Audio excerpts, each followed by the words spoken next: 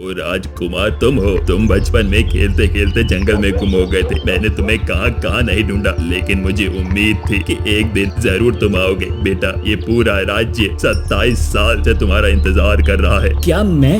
नहीं महाराज, मैं राजकुमार नहीं हो सकता। मैं तो एक गरीब आदमी हूँ। मुझे तो मेरे माता पिता ने बचपन में ही अकेला छोड़ दिया था। बेटा, वो तुम्हारे माता पिता नहीं थे, वो दोनों लुटेरे थे जो तुम्हें जंगल से अपहरण करके ले गए थे।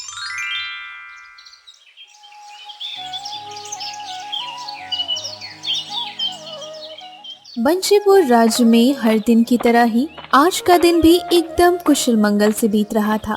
राधिका, जरा जल्दी करो, कहीं लखन उठ ना जाए। हो गया जी, बस आ रही हूँ। हे भगवान, लाखन की रक्षा करना। अब हमारे पास मृत्यु के अलावा दूसरा कोई रास्ता नहीं है। लाखन सिर्फ 15 साल का था। लाखन मेरे बच्चे, मेरे लाल, अपना ख्याल रखना और हम दोनों को माफ कर देना। हमारे पास इसके अलावा कोई दूसरा रास्ता नहीं है। इतना कहकर कविता और रामू दोनों नदी की ओर जाने लगते हैं। कुछ देर में वे दोनों नदी के पास पहुंच जाते हैं। राधिका, घर में कुछ छूटा तो नहीं ना? नहीं जी, घर में कुछ नहीं छूटा है जिससे लाखन को पता चल सके। इसके बाद रमेश और राधिका दोनों नदी में छलांग लगा देते हैं और वहीं अपनी जान दे देते हैं। अगली सुबह, माँ, ओ माँ, कहाँ हो? चलो, मुझे जल्दी से खाना दे दो, बहुत जोरों की भूख लगी है। लाखन अपनी माँ को बुलाता है, लेकिन जब कोई जवाब नहीं मिलता तो वो उठकर रसोई में जाता है। अरे, माँ तो यहाँ भी नहीं है। इतनी सुबह सुबह कहाँ चली गई? लाखन परेशान हो जाता है और पूरे घर में ढूंढता है, लेकिन जब उसे घर में कोई नहीं मिलता तो उसे चिंता होती है। इसके बाद वो पड़ोस में जाकर अपनी माँ के बारे में पूछता है। महेश चाचा, मेरी माँ को देखा है क्या? पता नहीं इतनी सुबह सुबह कहाँ चली गई। नहीं लखन, मैंने तुम्हारी माँ को नहीं देखा। ठीक है महेश चाचा। लाखन उदास होकर अपने घर लौट जाता है और आंगन में बैठ जाता है।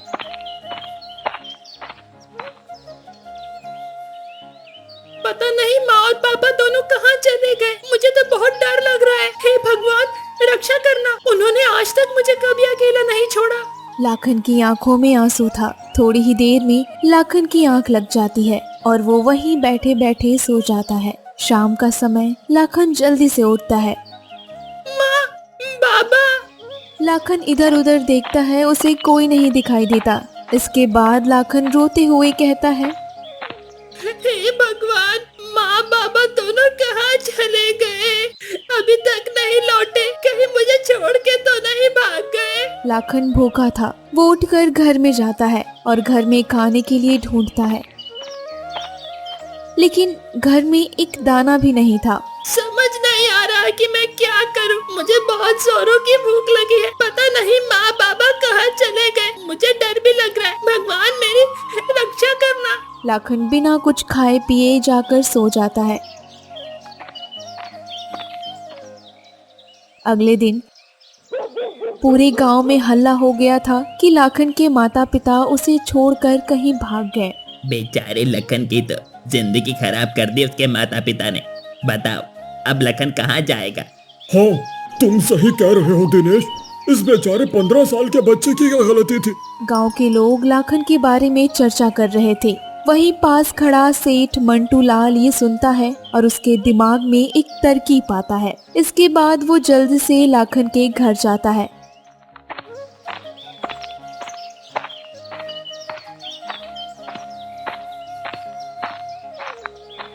लखन, अरे ओ लखन के बच्चे, बाहर निकल। इतना सुनकर लाखन जल्दी से बाहर आता है। जी सेठ जी। अरे लखन, मैंने सुना है तेरे माता पिता तुझे छोड़कर भाग गए हैं। अब तू ये बता, मेरे कर्ज के पैसे कौन लौटाएगा? क्या? कर्ज के पैसे? हाँ, पैसे। तेरे पिता ने मुझसे बहुत सारा कर्जा लिया था और वो तो मुझे कर्ज वापस किए बिना ही भाग गया। तू ये बता कि मुझे कैसे वापस पैसे देगा? सेठ जी, आप तो जानते हैं ना कि मेरे पास कुछ नहीं है। मैं किस तरह आपको धन दौलत दे पाऊंगा? मेरे पास तो बस एक झोपड़ी है जिसमें मैं रहता हूँ। इस झोपड़ी का मैं क्या करूं? अगर पैसे नहीं है तो तुझे उम्र भर मेरे खेतों में मजदूरी करनी पड़ेगी और तभी ये कर्ज चुकेगा, और मैं इसके तुझे पैसे भी नहीं दूंगा। लाखन नादान था, इसलिए वो आसानी से सेठ धनीराम की बात मान जाता है। ठीक है सेठ जी, अगर ऐसा करने से कर्जा माफ हो जाएगा तो मंजूर है मुझे। इसके बाद लाखन सेठ मंटू लाल के खेत में मजदूरी करने लगता है। दिन भर वो मजदूरी करने के बाद सेठ मंटू लाल लाखन को सिर्फ रात का खाना ही देता था, और वो भी सिर्फ 2 सूखी रोटियां।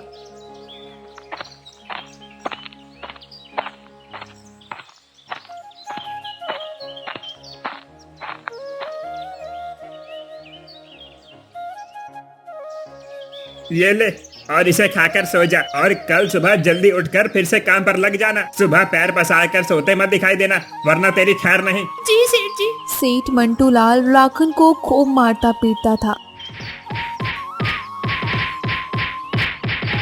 जैसे वो कोई जानवर हो। लेकिन हालातों के आगे लाखन भी मजबूर था। ऐसे ही कुछ साल बीत जाते हैं और लाखन 27 वर्ष का हो जाता है। एक दिन सुबह सुबह लाखन को उठने में जरा देरी हो जाती है, तो वो जल्दी से सेठ मंटू लाल के खेतों की तरफ भागता है।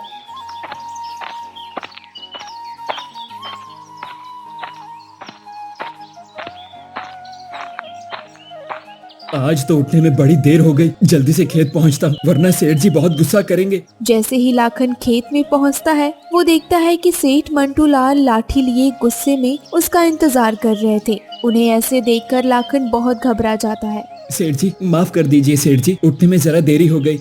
आइंदा कभी ऐसा नहीं होगा। अच्छा, माफ कर दूं? अरे एक बार माफ करूंगा ना तो बार बार यही गलती दोहराएगा। सजा तो तुम्हें मिलनी ही चाहिए। तू क्या चाहता है? तू घर में आराम करे और मैं खेतों में काम करूं? रुक, अभी बताता हूं तुझे। इतना कहकर सेठ लाखन को बेरहमी से पीटने लगता है। वैसे तो लाखन सेठ जी का मार खा लेता था, क्योंकि उसे लगता था कि सेठ जी के अलावा उसका इस दुनिया में कोई है ही नहीं। लेकिन आज लाखन सेठ जी को जवाब देते हुए कहता है, बस करिए सेठ जी, कितना पीटेंगे? रात में आप ही ने मुझसे खेतों में देर तक काम करवाया, इसीलिए तो मुझे घर लौटने में देरी हुई थी।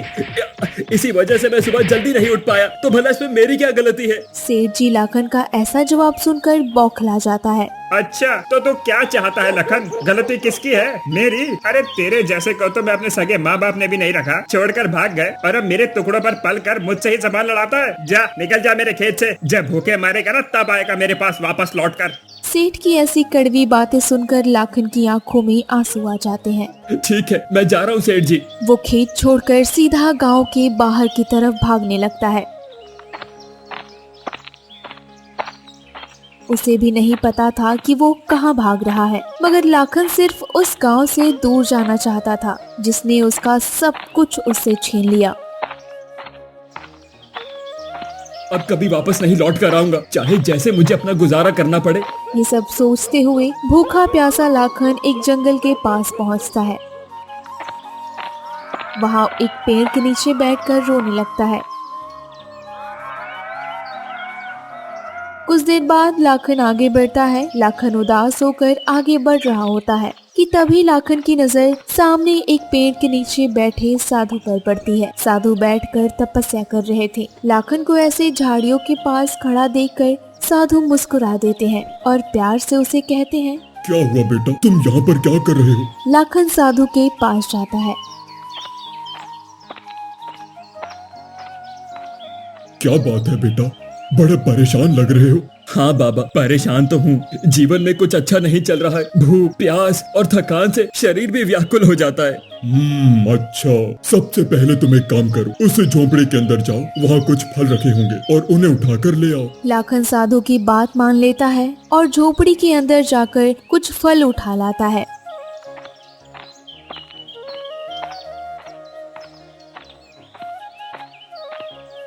साधु उसमें से कुछ फल लेकर बाकी फल लाखन को दे देते हैं। ये कुछ फल मेरे पास रहने दो और बाकी के तुम खा लो। लगता है सुबह से तुमने कुछ नहीं खाया है। लाखन को ये सुनकर बड़ी प्रसन्नता होती है। धन्यवाद बाबा। आपको कैसे पता चला कि मैंने सुबह से कुछ नहीं खाया था? मैंने तो बस इतना बताया था कि मैं अभी भूखा हूँ। बस यूं ही समझ लो कि मुझे ऊपर वाले ने बताया है। अच्छा जरा अपना हाथ लाना तो। लाखन साधु की बात सुनकर कुछ समझ नहीं पाता, लेकिन फिर भी वो अपना एक हाथ साधु की तरफ बढ़ा देता है। मोहन का हाथ साधु बड़े ध्यान से पढ़ने लगता है। वाह, ऐसी लकीरें तो मैंने आज तक सिर्फ राजा महाराजाओं के हाथ में देखी हैं। बेटा तुम तो बहुत तकदीर वाले हो। ये आप कैसी बातें कर रहे हैं साधु महाराज?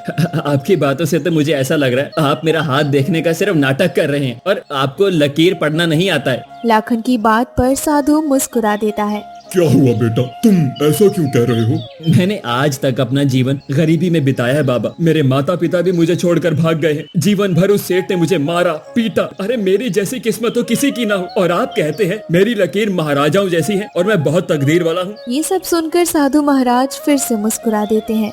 बेटा तुम चिंता मत करो, तुम जल्दी मेरी बातों पर यकीन करोगे। मेरे ख्याल से तुम्हें यहाँ से पश्चिम दिशा की तरफ जाना चाहिए और ये फल अपने साथ ले जाओ, रास्ते में तुम्हारे काम आएंगे। इसके बाद लाखन साधु के दिए फल लेकर पश्चिम दिशा की तरफ जाने लगता है।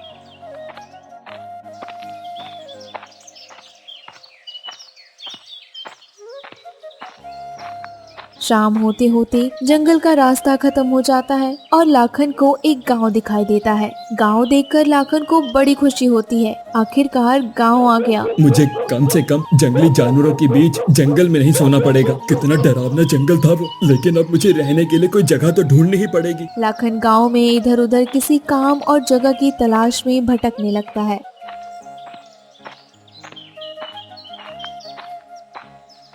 कि तभी उसे मोहनलाल नाम का एक आदमी की मिठाई की दुकान नजर आती है। मोहनलाल एक बूढ़ा आदमी था और सभी ग्राहकों से बड़े प्यार से बात कर रहा था। लाखन को देखकर वो उसे कहता है, अरे क्या हुआ बेटा, कौन सी मिठाई चाहिए तुम्हें? आज से पहले तुम्हें कभी नहीं देखा, तुम इस गांव के नहीं लगते हो। जी नहीं, मैं इस गांव का नहीं हूँ और मुझे कोई मिठाई नहीं चाहिए। क्या मुझे आपकी दुकान में अभी कुछ काम मिलेगा? बदले में आप मुझे बस आज रात गुजारने के लिए जगह दे दीजिएगा।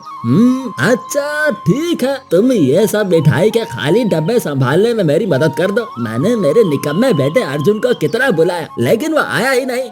लाखन बड़े मन से मोहनलाल की मदद करने लगता है। मोहनलाल को भी लाखन से बात करके बड़ा अच्छा लग रहा था। रात होते मोहनलाल लाखन को अपने घर ले जाता है, जहाँ सिर्फ मोहनलाल और उसका बेटा अर्जुन अकेले रहते थे। अर्जुन की माँ का बहुत पहले ही देहांत हो गया था। अरे पिताजी, ये किस भिखारी को उठाकर ले आए आप? तमीज से बात कर अर्जुन, ये लखन है, आज रात ये यही रुकेगा। इसने आज मेरी बहुत मदद की है। और तुम क्यों नहीं आए थे दुकान पे? आज कितना काम था। अरे ओ पिताजी, मैं थोड़ा व्यस्त था। हाँ सब जानता हूँ तुम कितना व्यस्त हो। अरे अपने दोस्तों के साथ घूमने निकल गया होगा। खैर ये सब छोड़ो, मैं जल्दी से खाना बना देता हूँ। अरे नहीं, आप रहने दीजिए, खाना मैं बना दूंगा। आपने मुझे यहाँ रुकने दिया है, वही बहुत है। हाँ सच में तुम खाना बना दोगे? हाँ जरूर, और देखना आपको मेरे हाथ का खाना बहुत पसंद आएगा। इसके बाद लाखन मोहनलाल और उसके बेटे अर्जुन के लिए स्वादिष्ट खाना बना देता है।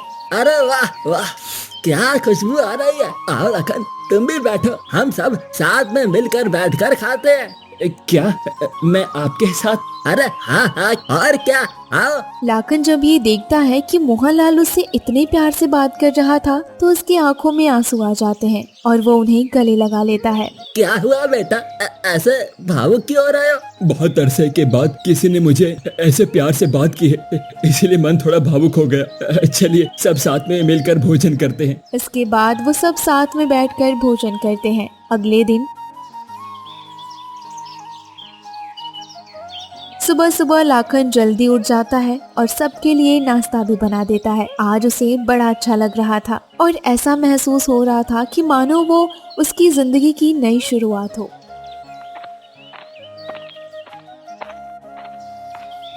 सेठ जी उठ जाइए, मैंने आपके लिए नाश्ता बना दिया है और अर्जुन सेठ को भी उठा दीजिए। हाँ, क्या खुशबू है चाय की। वाह, अरे तूने तो मेरा दिल ही खुश कर दिया लखन। ऐसा तो सिर्फ मेरी पत्नी ही मुझे नाश्ता बनाकर खिलाया करती थी, तूने तो मुझे उसकी याद दिला दी। और हाँ, ये क्या सेठ जी लगा रखा है। एक काम कर, मुझे चाचा बुलाकर। मोहनलाल की बात सुनकर लाखन को बेहद अच्छा लगा। वो खुशी से कहता है ठीक है मोहन चाचा। इसके बाद तीनों नाश्ता करने बैठ जाते हैं। नाश्ता करने के बाद लाखन मोहनलाल से कहता है मोहन चाचा आपका बहुत बहुत धन्यवाद, आपने मुझे इतना प्यार दिया, इतनी इज्जत दी। अब मैं चलता हूँ। कहाँ जाएगा लखन, तुम तो किसी को इस गाँव में जानते भी नहीं। चाचा मैं काम की तलाश में जा रहा हूँ, क्या पता कोई काम ही मिल जाए मुझे। लखन एक काम करो, तुम राजा के दरबार में चले जाओ। राजा भानु प्रताप बड़े दयालु है, मुझे पूरा यकीन है तुम्हें कुछ ना कुछ काम जरूर मिलेगा। ठीक है मोहन चाचा, मैं सबसे पहले राजा भानु प्रताप के दरबार में ही जाऊंगा। इसके बाद लाखन मोहनलाल का आशीर्वाद लेता है और राज दरबार की ओर जाने लगता है। रास्ते में एक घना जंगल पड़ता है। लाखन के चेहरे पर संतोष झलक रहा था। उसे उम्मीद थी कि राज दरबार में उसे काम मिल जाएगा। लाखन जल्दी जल्दी राज दरबार की ओर बढ़ रहा था कि तभी उसे सामने एक मरा हुआ कबूतर दिखाई देता है। अरे ये कबूतर तो काफी घायल है, ऐसा लगता है ये मर चुका है। लाखन उसे छूकर देखता है, लेकिन कबूतर की सांसें थोड़ी सी भी नहीं चल रही थी। शायद ये कबूतर मर चुका है। इसके बाद लाखन उस कबूतर को वहीं पर छोड़कर आगे बढ़ने लगता है।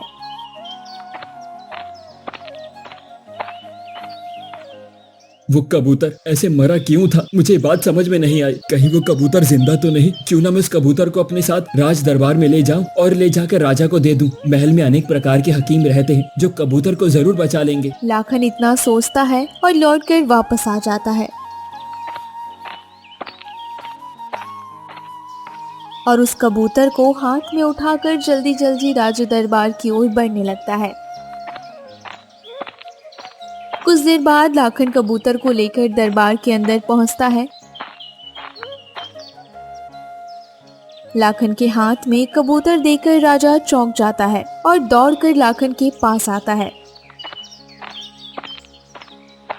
कबूतर, ये कबूतर तुम्हारे पास कहाँ से आया? लाखन राजा की बात सुनकर डर जाता है। महाराज मैंने कुछ नहीं किया, मैं तो जंगल के रास्ते से आ रहा था तो मुझे कबूतर रास्ते में पड़ा हुआ मिला। मैंने सोचा क्यों न इस कबूतर को राज्य दरबार में ले चलूं, शायद इसकी जान बच जाए। महाराज मुझे माफ कर दीजिए, मैंने इसे नहीं मारा है। हाँ, मुझे पता है कि तुमने इसे नहीं मारा है। क्या तुम्हें पता है किसका कबूतर है? किसका है महाराज? मुझे नहीं मालूम, मैं तो इस गाँव का भी नहीं हूँ। ये कबूतर यहाँ के राजकुमार विक्रम का था, जो कि मेरा इकलौता पुत्र था। और तुम्हें पता है वो राजकुमार कौन है? लाखन डरते डरते कहता है कौन है महाराज? वो राजकुमार तुम हो। तुम बचपन में खेलते खेलते जंगल में गुम हो गए थे। मैंने तुम्हें कहाँ कहाँ नहीं ढूंढा, लेकिन मुझे उम्मीद थी कि एक दिन जरूर तुम आओगे। बेटा, ये पूरा राज्य 27 साल से तुम्हारा इंतजार कर रहा है। क्या मैं?